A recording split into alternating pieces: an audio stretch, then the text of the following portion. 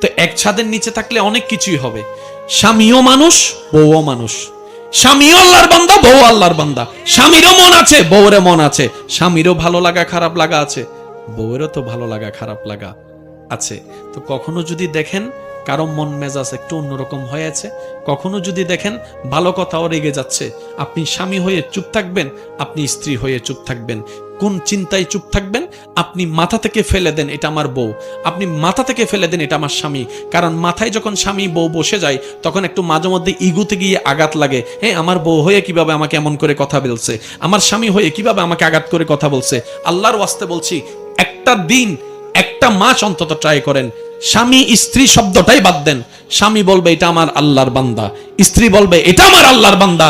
স্বামী বউয়ের দিকে তাকায় বলবে এটা আমার আল্লাহ, আমার বউকে আমার আল্লাহ আমার জন্য নিয়ামত হিসেবে পাঠিয়েছে, সুবহানাল্লাহ। স্ত্রী বলবে এত কোটি কোটি পুরুষের ভিতরে এই স্বামীকে আমার আল্লাহ, আমার স্বামী আমার অভিভাবক হিসেবে আল্লাহ পাঠিয়েছে।